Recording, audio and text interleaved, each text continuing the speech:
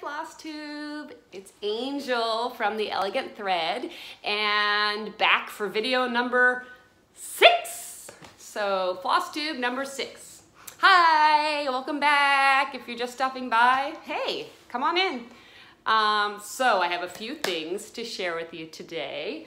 I decided to sit on the floor today. Some people were bothered by the windows. I get a ton of light in through I have really tall windows and there's just no way I can block it all out. So you get the dueling doors, ding, ding, ding, ding, ding. So you can open one.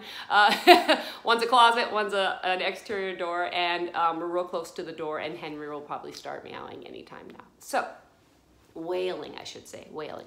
I hope you've been well. It's been a little over a week, and I'm a slow stitcher, so I don't finish things. Like, it seems that when I watch other people's floss tubes, they finish things all the time. Like, in a week, they're finishing stuff. I don't have that, but I had a finished project that I took to my LNS, and it was waiting to be framed, so I got it back so that I could show you a finished project. So I can't say that I recently finished it, but it was within the last few months. So I'm gonna have a finish, a couple of whips, and some hauls. So it's kind of like Flosstube Duck Duck Goose. It's like finish, whip, whip, haul, finish, whip, whip, haul, you know. Yeah, so let's start with the finish. Okay, I finished Rosewood Manor Spring Quakers. There it is. I used everything that was recommended in the pattern. So the linen and the floss that was recommended. They came with the cutest little floss pack yeah, I think they were just cotton, I don't think, and used the whole thing, all 3 strands of it. So it was really neat, and they're all wrapped up in these cute little rounds in this pack. So part of that is what attracted me to it, because all the colors were really great. So they have multiples of this. This is spring. They also have winter Quakers and summer Quakers and things like that. So it's actually my first full-size Quaker sampler. And I started it, let me get it for you. It is so big though, I might have to stand up. So, woo, there we go. Okay, here it is. There, here I am. So here's the size of it. Can you see? If I get any closer, you won't be able to see it all. But I used 3 strands. It's on cashel linen in a color Thyme is the color. I started it in February of 2018, and I finished it in November of 2018. So I was working away. I really like doing Quaker samplers. Let me get a little closer so you can see. Okay. I like doing Quaker samplers because they're these little individual motifs. It's like little wins, you know. I feel like I get little finishes along the way, so it gives you like this great sense of satisfaction with it. And as I would go to my stitching group, everyone could see kind of where you came along, you know, which motif you had finished recently. So there it is, and I think I'm gonna frame this one.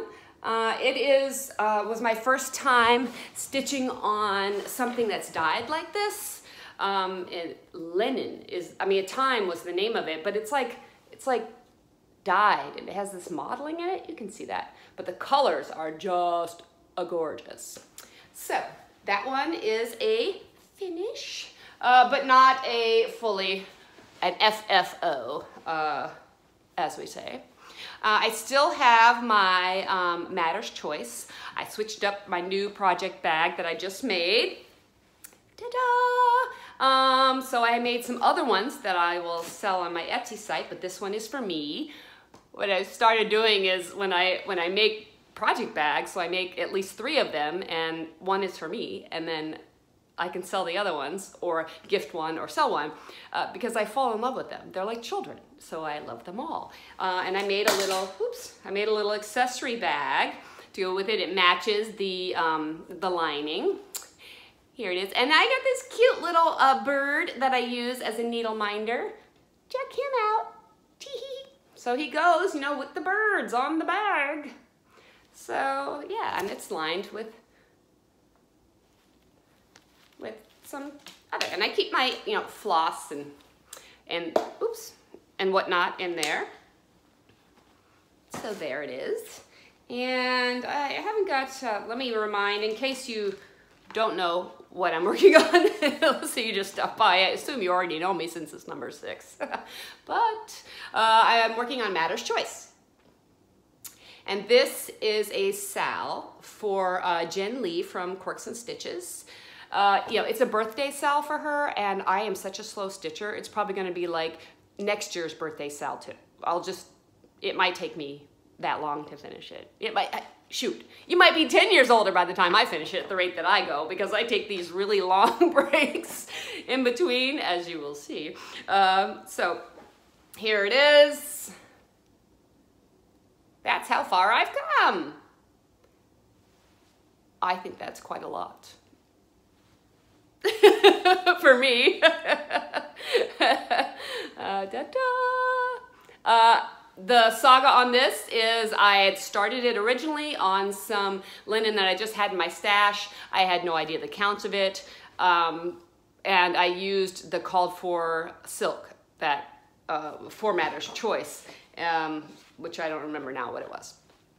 But it was just too, with one strand, it was just too open, and to me, you could see right through it, and it was too yellow, and I just didn't like anything about it at all. So the lady at my LNS suggested I switch from whatever count that was. It was like 32, 36, something like that, to a 40 count, and I did. I switched to the 40 count, and oh, I am so much happier with this. And I'm using Soie d'Angers.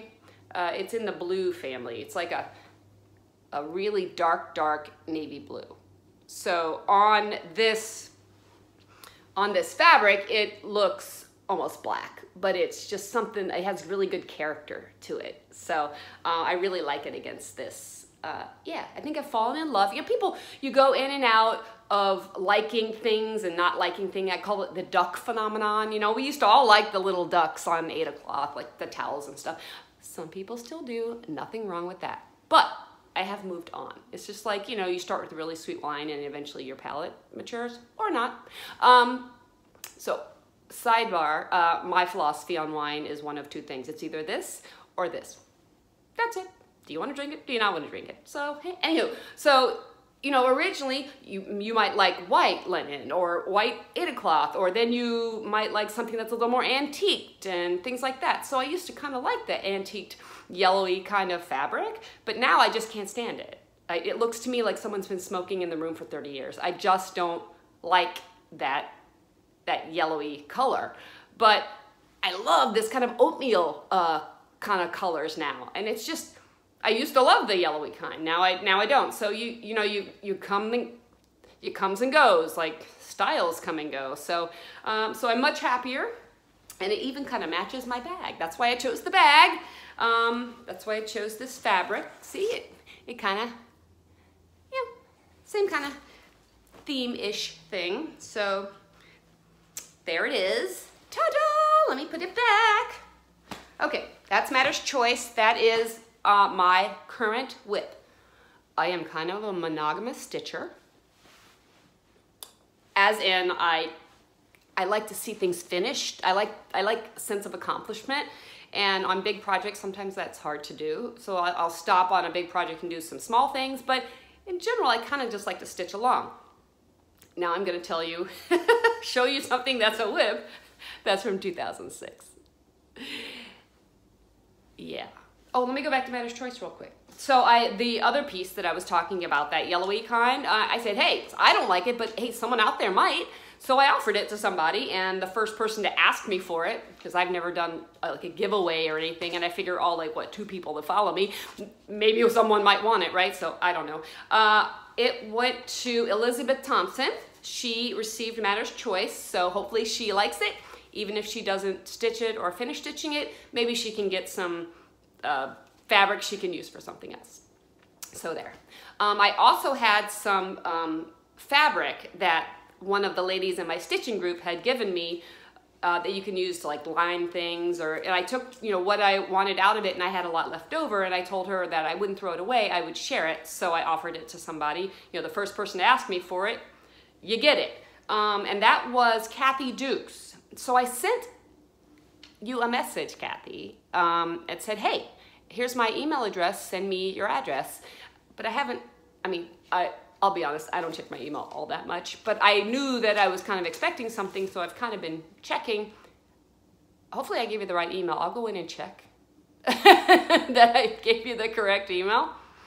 But I'll check that again today, and if you could, not like you're gonna absolutely see this right now, but if you catch it, hopefully by the end of the week, today's Monday, if by like Friday-ish, let's say, you know, by Monday the 25th, I'll just pick a day of March. If I haven't heard from you, I'm gonna go to the next person up the list that said they would like the fabric. So I think that's fair. I give you a couple of weeks, and then if not, give it to somebody else. So yeah, like I was saying, I take long breaks. Well, I only done it once. I kind of stopped cross-stitching for a while. I just couldn't do it. I have to be kind of in the right mindset to cross-stitch, and I just wasn't. I was kind of in this self-loathing thing. So I didn't cross-stitch for a while, and a gal named Donna commented on my last video that she was just returning to cross-stitch after a long hiatus. So hey Donna, I'm with you. That is why I have a whip from 2006. Not that I suck that bad that I started something, I'm like, poof, threw it away. But I just stopped stitching altogether. So yeah, there's that. I also asked everybody, hey, I showed you my largest whip. And then also my largest finish. And it seems overwhelmingly that people's largest things are like anything from Hawk Run Hollow. So I thought I started the villages at Hawk Run Hollow one time, but I can't find it anywhere, so I might have lost it in one of my moves. But if I do find it, that'll be an old whip too, but that's a huge, huge one. So yeah, okay. So this is from 2006, like I said. It is called A Most Noble Pursuit. Now, I don't know if anybody out there has this, because I haven't seen anybody talk about it, but I'm sure some of you do. It was a sampler circle project, limited edition. There were 10 designers that got together and designed samplers with the theme of women. So, and here they are. And I think I chose exactly what it called for here, a 36 count light exemplar linen. I think I did, but I didn't. It has everything in silks. I did the DMC conversions. Let me give you a little moment of embarrassment. You want to see how I kept my floss in 2006? Oh girl. So anybody keep their floss like this? Like, these are Post-it notes folded in half with numbers on them. And then I stuck them in bags, like snack bags. Yeah, that, by the way, is not the way to do it. I don't recommend anybody out there doing that. One, because it's hard. You got to go in, you got to open the bag, take out what you want. That's probably why I stopped stitching on it, because it was like damn near impossible to get to. This is only for one of them, by the way, to get to the floss, right? To get to one strand. But I did kit up like for the next one, you know, all these other ones. Let's be honest. I don't think I'm gonna finish this sucker, not in DMC. Because at the time, I had never stitched with silk, so I was scared to death. But now I'm not so scared to death. So I think I would like to, maybe, you'll see how far I got. Oopsie. So, it's a stinking huge piece of, I only got to here. very first square. Oh, yeah, you know, looking at the size of this thing, I don't think I'm gonna finish it on this. Can anyone tell me why? It's yellow. Now, I think it was like yellow when I started. I don't think it's just yellowed because it's from 2006. No, I think it really was kind of a yellowy color when I started this project. And the colors in it, I'm not digging. And they don't seem to be, they don't look like the same colors that's represented in here. Like there's a lot more, they're a lot orangey, peachy, brighter than what's in here, and I really liked what was in here. It might be because of the silk to DMC kind of thing. That might be an issue. And the linen in here looks a lot lighter. It looks like it was stitched on like white, you know, or something. So I think I'm gonna start it over, probably a 40 count. This is 36 counts, so it's a little bigger.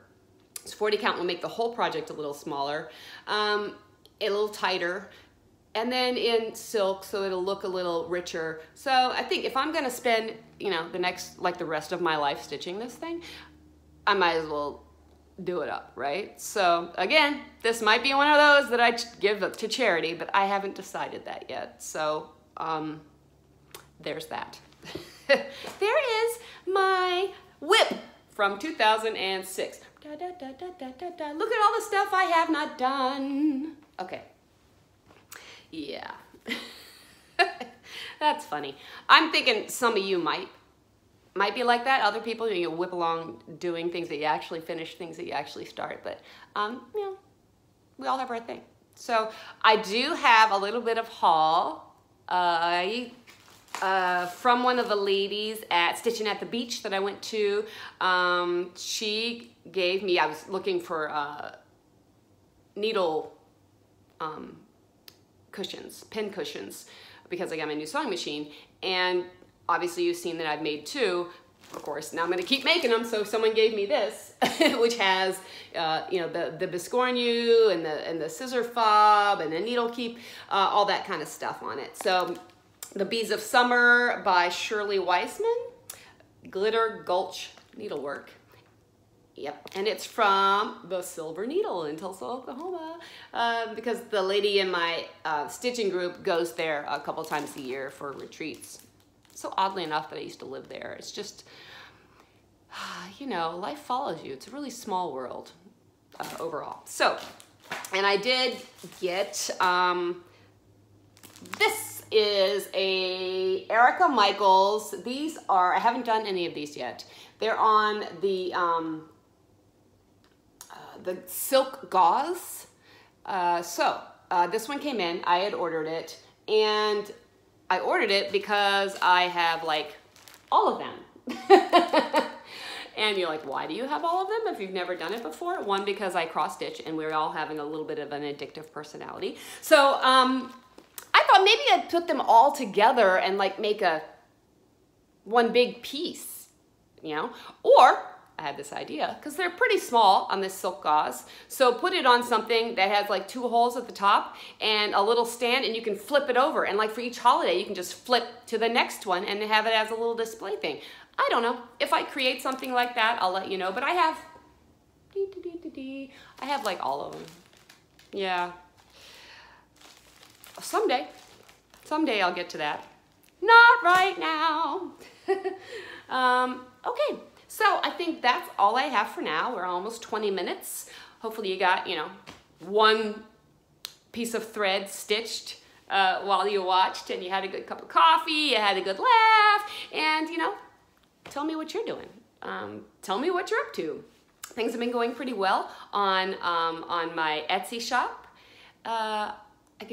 Let me show you my newest needle minder because it's really cute. And then I've decided to transition from just needle minders and project bags, which I make anyways, to doing something more along the lines of like curated sets of heirloom needlework notions. So I'm going to design sets. It'll be like a padded project bag, an accessory bag, a scissor fob, and a needle minder set. And they'll all kind of be in a theme so that if you have someone special in your life that, you know, we all love to cross stitch and it's something that really we do for our entire life, you can get this as a gift, and it's kind of an heirloom keepsake, so everything kind of goes together. So let me show you the one I'm just working on. Stand by! Oh, goodness. Okay. All right. So, for example, here's my project bag, my latest project bag. And it has the anchors inside in the liner. Very cute. Cute, cute! And then I made an accessory bag to go with it, with a little silver, you know, same liner. Little accessory bag. How am I gonna hold this? I'm gonna go like this. And then I made a scissor fob. Dee, dee, dee. You know, with a little charm on it. And then I haven't made a needle minder yet. I haven't figured that out. But eventually, you know, then maybe I'll find like a really beautiful something, a silver piece of jewelry that I can make. So that's what I'm thinking. And then I'm also, you know, kind of playing around with how to do the accessory bags, like how to close them. So here's one. Anchor, you know, this closure. And then I did a different one where inside I made the flap really big, and inside I put a space for scissors and floss, and I'm kind of just having fun playing with it. Yeah, so I sent a couple off to my mom so that she can do a test run. I use them, that's all I use. That's why I started making them, was so that I would have some, but then I had extras. And I give them to who I can, and then I figured, why not sell some? So there you go. So that's my latest adventure. Ta-da! Are the bags with the scissor fobs and the needle minder. But one of the ladies in my stitching group said, man, if you keep making these bags, you're not gonna have any time to stitch. I said, well, you know, I've put my projects in the bags. That's kind of cool. And I'm also working on designing a bag for one of the ladies in my group that that has breast cancer, and she's going through she had surgery, now she's going through chemo, and I'm going to make a whole set for her. So I'm, you know, she takes stitching with her if she can to chemo, then she has a nice bag to bring it in. So yeah, so I think it's fun. I do it in between cross stitching. So hopefully I have more on my Matter's Choice next time, and you never know, I might just start another project along the way. I certainly might do something different with A Most Noble Pursuit. I hope you have a really, really great week. If you're watching this at the beginning of the week, otherwise have a really great day, and happy stitching. See you next time.